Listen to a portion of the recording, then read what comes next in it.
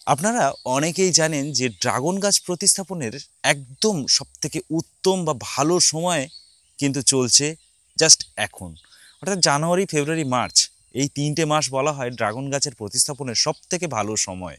অর্থাৎ এই সময়ে কিন্তু ম্যাক্সিমাম মানুষ ড্রাগন গাছ প্রতিস্থাপন করেন সেই কারণে।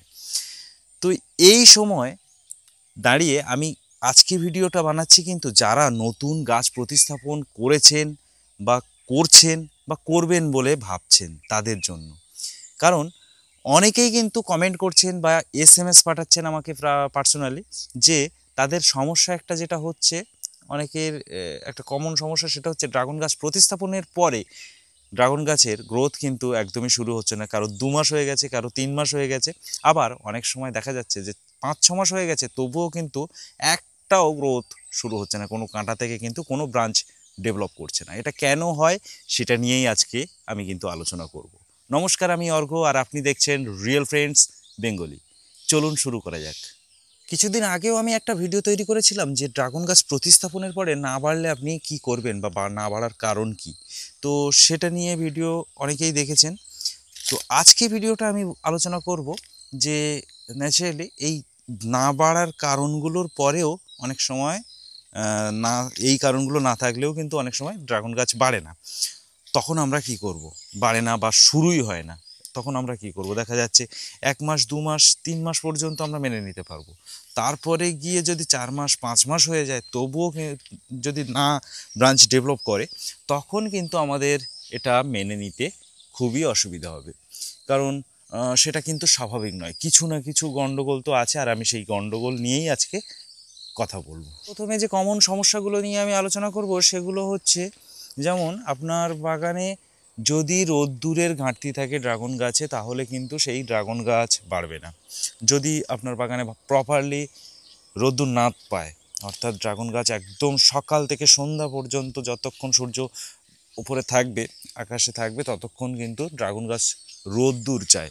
আর এই রকম রোদ্দুর জায়গাযুক্ত ছাড়া ড্রাগন গাছ কিন্তু ভালো গ্রোথ হবে না, এটাই কিন্তু স্বাভাবিক। তো সেক্ষেত্রে আমরা কিন্তু মোটামুটি একদম 100% রোদ্দুর পাবে এরকম জায়গা কিন্তু আমরা প্রতিস্থাপন করব। দেখতে পাচ্ছেন এরকম ফাঁকা জায়গায় কিন্তু আমরা প্রতিস্থাপন করব ড্রাগন গাছ, যেখানে রোদ্দুরের কারণে কিন্তু কখনোই গ্রোথের ঘাটতি হবে না। দ্বিতীয় যে একটা সমস্যা, সেটা হচ্ছে খাবারের ঘাটতি।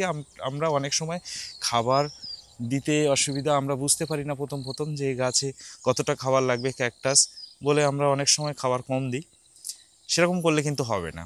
এখানে কিন্তু প্রচুর পরিমাণে খাবার লাগে ড্রাগনে, এবং যেটা লাগে সেটা দিতে হবে। তাহলেই কিন্তু ড্রাগনের সঠিক গ্রোথ, সঠিক ফ্রুটিং কিন্তু আমরা দেখতে পাবো। আর খাবারের ঘাটতির জন্য গাছের কিন্তু ব্রাঞ্চের মাথা ভোঁতা হয়ে যাবে, মাথাগুলো কিন্তু জাস্ট এরকম হয়ে যাবে, গ্রোথ একটু শুরু হয়ে তারপরে কিন্তু এরকম বন্ধ হয়ে যাবে। এদিকে এই গ্রোথটা দেখুন, ও পাশের বড় ডালটা দেখুন, আর এ পাশের এই ছোট ডালগুলো দেখুন, এগুলো কিন্তু গ্রোথ বন্ধ হয়ে গেছে। তো এইগুলোও কিন্তু খাবারের ঘাটতির জন্য হয়। ছোট ছোট যে গাছ যেগুলো সবে প্রতিস্থাপন করছেন, সেই সমস্ত গাছে ছোট ছোট যখন ব্রাঞ্চ ডেভেলপ করে, জাস্ট এরকম ছোট ছোট ব্রাঞ্চ বেরোয়। এই ব্রাঞ্চগুলোর মাথা কিন্তু খুবই নরম থাকে, এবং মাথাগুলোতে সামান্য একটু আঘাত করলে একটু একটু করে রস বেরোতে থাকে, এবং সেই রসটা কিন্তু মিষ্টি। তো এই মিষ্টি রস কিন্তু খেতে পিঁপড়ে আসে অনেক সময়। লাল পিঁপড়ে যেটা দেখবেন, লাল কালারের কামড়ায় যে পিঁপড়েটা, এই পিঁপড়ে কিন্তু ড্রাগন গাছে এরকম ডাল, নতুন গাছে যখন যখন এরকম ছোট ছোট ডাল বেরোবে, যদি লাল পিঁপড়ে থাকে, তাহলে কিন্তু সেই গাছ কখনোই বাড়তে পারবে না। ওই রকম ডাল একটু করে বেরোলেই কিন্তু সেটা কেটে খেয়ে নেবে। তো সেই কারণে আমাদেরকে সাবধানে, পিঁপড়ে থেকেও কিন্তু সাবধানে রাখতে হবে। চতুর্থ যে কারণটা আমি বলবো সেটা হচ্ছে ড্রাগন গাছের ভ্যারাইটি। অর্থাৎ ভ্যারাইটির উপর অবশ্যই ডিপেন্ড করে যে ভালো গ্রোথের।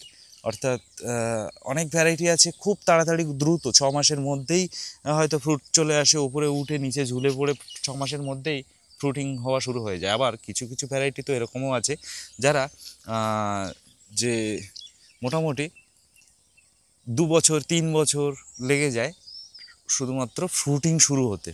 তো সেক্ষেত্রে কিন্তু সেই সমস্ত যারা স্লো হয়, যে সমস্ত ভ্যারাইটি, সেই সমস্ত ভ্যারাইটি কিন্তু স্বাভাবিক ক্ষেত্রেও কিন্তু রুট এবং তাদের ব্রাঞ্চ ডেভেলপের যে সিস্টেম, সেটাও কিন্তু অনেকটাই স্লো হয়। তাই সেক্ষেত্রে কিন্তু অনেক সময় আমাদের মনে হতে পারে যে ড্রাগনের গাছ অনেকটাই স্লো হচ্ছে বা ড্রাগন গাছ হয়তো কোনো সমস্যা, আমি হয়তো খাবার দিতে সমস্যা হচ্ছে, আমারই খাবার দিতে সমস্যা হচ্ছে, এরকম ধরনের মনে হতে পারে। তবে কিন্তু গ্রোথের জন্যও কিন্তু গাছ স্লো হতে পারে। অর্থাৎ গ্রোথের জন্য বলতে গাছের স্বাভাবিক গ্রোথ যদি স্লো হয় তাহলেও কিন্তু গাছ দেরিতে ব্রাঞ্চ ডেভেলপ করতে পারে, নতুন গাছও দেরিতে কিন্তু বড় হতে পারে। সেই কারণে আমরা কিন্তু মোটামুটি গাছের ভ্যারাইটি, যে সমস্ত ভ্যারাইটি স্লো আছে তাদেরকে কিন্তু মেনে নিতে হবে আমাদের স্লো বাড়লে। নেক্সট যেটা আমি বলবো সেটা হচ্ছে রোগ। অনেক সময় রোগ হয়, অনেক সময় ছোট ছোট গাছে নতুন ব্রাঞ্চ ডেভেলপ করতে পারে না। নতুন ব্রাঞ্চ ডেভেলপ করলে সেই ব্রাঞ্চে কিন্তু ফাঙ্গাসের উপদ্রব হয় এবং সেই ফাঙ্গাসের জন্য গাছটা কিন্তু একদমই নতুন ব্রাঞ্চগুলোকে বড় করতে পারে না। সেক্ষেত্রে কিন্তু আমাদের অবশ্যই চিকিৎসা করতে হবে। চিকিৎসা কীরকম? অবশ্যই ফাঙ্গিসাইড বা যে সমস্ত চিকিৎসা আছে, যে রোগ হয়েছে সেই রোগের এগেনস্টে যে চিকিৎসা আছে সেইগুলো কিন্তু আমাদের মেনটেন করতে হবে। এইবার আমি লাস্ট একটা জিনিস বলবো, সেটা হচ্ছে যেটা আপনারা হয়তো অনেকেই জানেন না, সেটা হচ্ছে অনেক সময় ড্রাগন গাছ প্রতিস্থাপন করেও দেখা যায় যে ড্রাগন গাছ গ্রোথ কিন্তু সঠিক হচ্ছে না বা গ্রোথ শুরুই হচ্ছে না একদমই। দেখা যাচ্ছে 1 মাস 2 মাস 3 মাস পর্যন্ত স্লো গ্রোথের গাছ 3 মাস পর্যন্ত লাগতে পারে। তবে যদি স্লো গ্রোথের না হয়, তবুও যদি 3 মাস 4 মাস ক্রস করে যায় অথচ একটুও ব্রাঞ্চ ডেভেলপ না করে, তাহলে কিন্তু একটু চিন্তার কারণ হতে পারে। কি হতে পারে?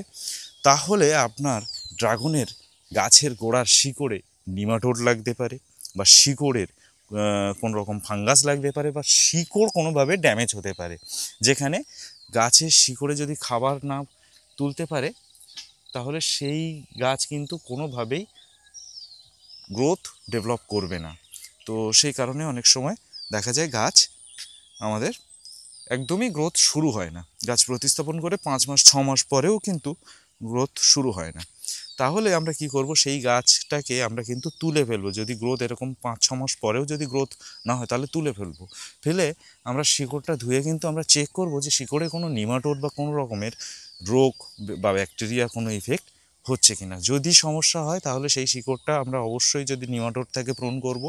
করে নিমাটোডের জন্য পেসিনিমো বা এই ধরনের অনেক ওষুধ পেয়ে যাবেন আপনারা, সেগুলো ইউজ করতে পারেন। মাটিতেও দিতে হবে এবং ওই জায়গাটাকে আবার পরিশুদ্ধ করে, অর্থাৎ মাটিতে ওই নিমাটোডের ওষুধ দিয়ে তারপরে কিন্তু আমরা সেখানে আবার সেই গাছটা প্রতিস্থাপন করব। আর এই গাছটা তুলে অবশ্যই শিকড় প্রুনিং করার পরে ফাঙ্গিসাইড করে শুকনো করবেন 2 থেকে 3 দিনে। কিচ্ছু হয় না ড্রাগন গাছে, কিন্তু এরকম 2-5 দিন 10 দিনে কিন্তু কেটে রেখে দিলেও কিছুই সমস্যা হয় না। তাই আপনারা কিন্তু এই চিকিৎসাটা অবশ্যই করবেন। ফাঙ্গিসাইড করে রেখে দেবেন, তাহলে কিন্তু এই গাছ থেকে ফাঙ্গাসও দূরে চলে যাবে এবং মাটিতে যেহেতু আমরা নিমাটোডের ওষুধ দিচ্ছি, ওখান থেকে কিন্তু নিমাটোডও পালিয়ে যাবে বা নিমাটোড মারা যাবে। তাহলে বুঝতে পারছেন যে আমাদের এই শেষ যে স্টেপটা, এটা কিন্তু খুবই ইম্পর্টেন্ট। যদি আপনার 5 মাস 6 মাসও হয়ে যায় অথচ গ্রোথ না হয়, তাহলে কিন্তু আপনার নিশ্চয়ই শিকড়ে কোনো রকম সমস্যা হচ্ছে। গাছটা মরছে না অথচ গাছের কোনো রকম গ্রোথ বা কোনো রকম ডেভেলপমেন্টও চোখে পড়ছে না। তাহলে কিন্তু অবশ্যই আপনারা শিকড় একবার চেক করে নেবেন। মোটামুটি আপনারা বুঝতে পেরেছেন যে কি কি কারণ থাকতে পারে আপনার ড্রাগন গাছের গ্রোথ শুরু না হওয়ার জন্য। তো যদি আপনার এই কারণগুলোর মধ্যে আপনি বুঝতে পারেন আপনার গাছ কেন বাড়ছে না, তবে সেই কারণটা অবশ্যই আপনি অবলম্বন করবেন। অবশ্যই তার পদ্ধতি যেটা আমি বলে দিলাম যেগুলো, সেগুলো কিন্তু অবলম্বন করবেন। আর এখন যারা ড্রাগন গাছ প্রতিস্থাপন করবেন বলে ভাবছেন, আমার মাধ্যমে চারা কিনতে চাইছেন, আপনারা প্রায় সবাই জানেন যে আমার মাধ্যমে 100 বা তার বেশি ড্রাগন ফলের ভ্যারাইটি কিন্তু আপনি কালেকশন করতে পারবেন। কি করতে হবে তার জন্য? স্ক্রিনে যে নাম্বারটা দেখতে পাচ্ছেন, এটা কিন্তু আমার হোয়াটসঅ্যাপ নাম্বার। এই নাম্বারে কিন্তু আমার সঙ্গে আপনি যোগাযোগ করতে পারবেন। কি করতে হবে তার জন্য? স্ক্রিনে যে নাম্বারটা দেখতে পাচ্ছেন, এতে একটা SMS পাঠাতে হবে। এই হোয়াটসঅ্যাপ নাম্বারে একটা হোয়াটসঅ্যাপে SMS পাঠাবেন। কি লিখবেন তাতে? প্রাইস লিস্ট বা ভ্যারাইটি লিস্ট। জাস্ট এইটুকু লিখে আমাকে সেন্ড করে দিন। আমার মাধ্যমে যে 100 বা তার বেশি ড্রাগন ফলের জাত বা ভ্যারাইটি আপনারা কালেকশন করতে পারবেন, তার একটা লিস্ট কিন্তু আমার কাছে তৈরি করা আছে। আপনার SMS-এর রিপ্লাই হিসেবে অবশ্যই সেই লিস্ট আপনার নাম্বারে কিন্তু সেন্ড করে দেওয়া হবে। আর ভিডিওটা ভালো লেগে থাকলে লাইক শেয়ার কমেন্ট তো অবশ্যই করবেন, সঙ্গে সাবস্ক্রাইব করতে কিন্তু একদমই ভুলবেন না। তার সঙ্গে ভিডিওটা আজ এই পর্যন্ত, দেখা হবে পরের ভিডিওয়ে। ধন্যবাদ, ভালো থাকবেন, নমস্কার।